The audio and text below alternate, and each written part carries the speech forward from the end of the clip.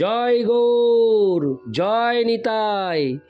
আজ 25শে অগ্রহায়ণ 1431 ও 11ই ডিসেম্বর 2024 বুধবার একাদশী মোক্ষদা।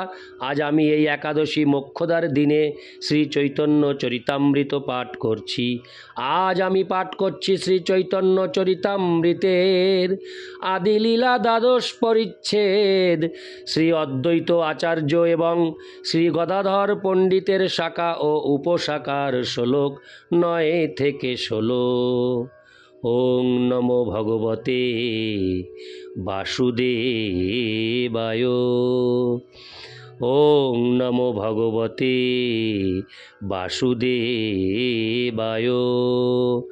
ওং নমো ভগবতে বাসুদেবায়। হরে কৃষ্ণ কৃষ্ণ কৃষ্ণ হরে হরে, হরে রাম রাম রাম হরে হরে। শ্লোক 9। কেহ তো আচার্য আজ্ঞায়, কেহ তো স্বতন্ত্র, সমত কল্পনা করে দৈব পরতন্ত্র। শ্লোকার্থ। কোনো কোনো শিষ্য গভীর নিষ্ঠা সহকারে আচার্যের আজ্ঞা অনুসরণ করেছেন, আর অন্যান্যরা দৈবী মায়ার প্রভাবে সকপল কল্পিত মত তৈরি করেছেন। তাৎপর্য। কিভাবে দলাদলি শুরু হয় তা এই শ্লোকে বর্ণনা করা হয়েছে। শিষ্যরা যখন গুরুদেবের আদেশ যথাযথভাবে অনুসরণ না করে, তখন তাদের মধ্যে মতভেদ শুরু হয়। গুরুদেবের মত ছাড়া ভিন্ন যে মত, তা সম্পূর্ণ অর্থহীন। জড়জাগতিক ধারণার উপর নির্ভর করে পারমার্থিক জীবনে অগ্রসর হওয়া যায় না।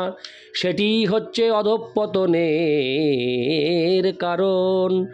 জড়জাগতিক ধারণার সঙ্গে পারমার্থিক প্রগতির সমন্বয় সাধন করা কখনোই সম্ভব নয়। ইতি শ্লোক 9। শ্লোক 10। আচার্যের মতো যেই সেই মত সার, তার আজ্ঞা লঙ্ঘি চলে সেই তো অসার। শ্লোকার্থ। আচার্যের যে মত সেই মতই হচ্ছে সার।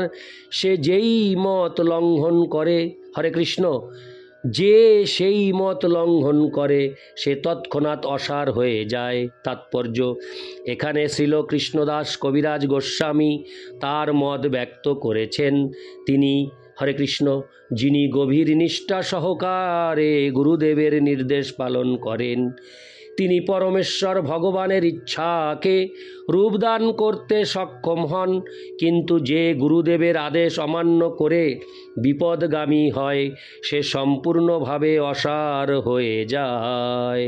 ইতি শ্লোক 10। শ্লোক 11।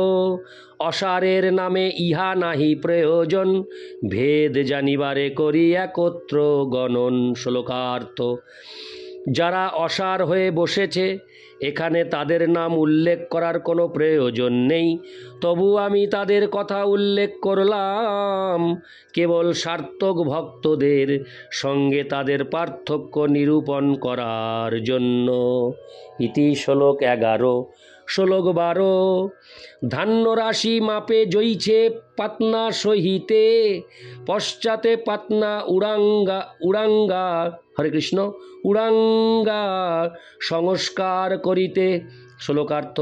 প্রথমে ধানের সঙ্গে শুষ্ক খড়কুটো মিশ্রিত থাকে, কিন্তু পরে হাওয়ার সাহায্যে ওই খড়কুটো উড়িয়ে ধান থেকে তা আলাদা করা হয়।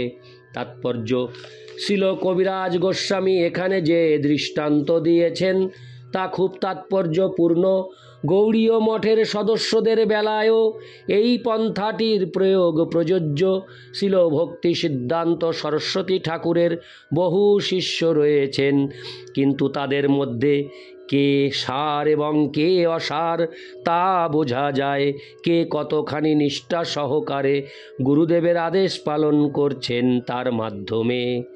শিল ভক্তি সিদ্ধান্ত সরস্বতী ঠাকুর ভারতবর্ষের বাইরে শ্রী চৈতন্য মহাপ্রভুর বাণী প্রচার করার জন্য যথাসাধ্য চেষ্টা করেছিলেন।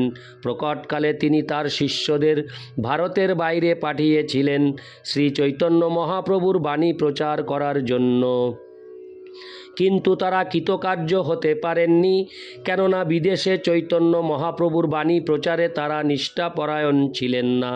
তারা কেবল বিদেশে যাওয়ার খ্যাতি অর্জন করে ভারতবর্ষে বিলেত ফেরত প্রচারক রূপে পরিচিতি লাভ করার জন্য বিদেশে গিয়েছিলেন।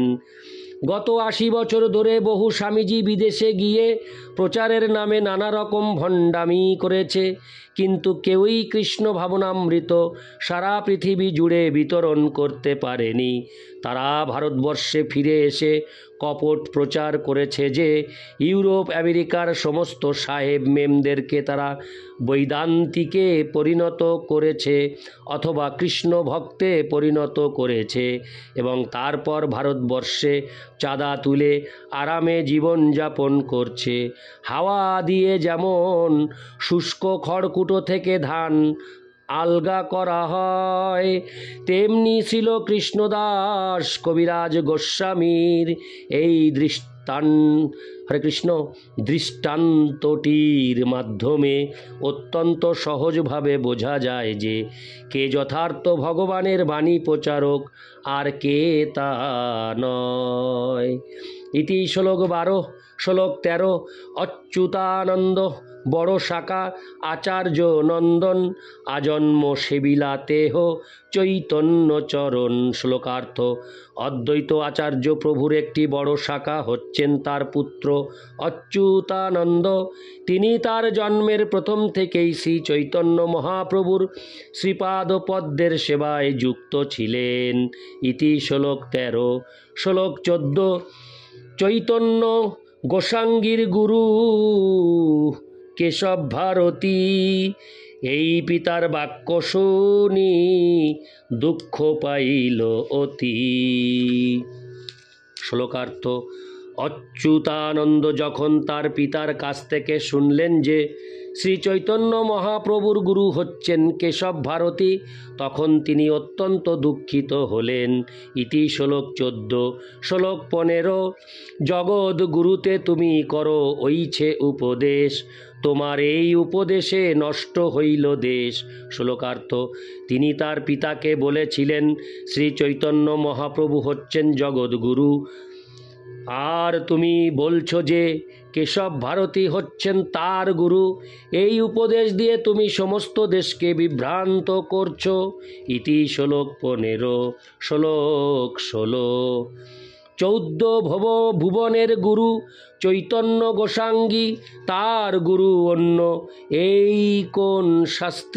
কোনো শাস্ত্রে নাহি। হরে কৃষ্ণ। শ্লোকটি আরেকবার পাঠ করছি। 14 ভুবনের গুরু চৈতন্য গোসাঙ্গী, তার গুরু অন্য এই কোনো শাস্ত্রে নাই। শ্লোকার্থ: শ্রী চৈতন্য মহাপ্রভু হচ্ছেন 14 ভুবনের গুরু, কিন্তু তুমি বলছো যে অন্য কেউ হচ্ছেন তার গুরু। কোন শাস্ত্রে এই রকম, হরে কৃষ্ণ, কোনো শাস্ত্রে এই রকম কথা নেই। ইতি শ্লোক 16। শ্লোক 16-র মাধ্যমে শেষ হলো এই অডিওটি। আপনারা কৃপাপূর্বক মন দিয়ে শ্রবণ করুন শ্রী চৈতন্য চরিতামৃত। ওং নমো ভগবতে বাসুদেবায়। ওং নমো ভগবতে বাসুদেবায়। ওং নমো ভগবতে বাসুদেবায়। হরে কৃষ্ণ কৃষ্ণ কৃষ্ণ হরে হরে, হরে রাম রাম রাম হরে হরে। জয় গৌর, জয় নিতাই।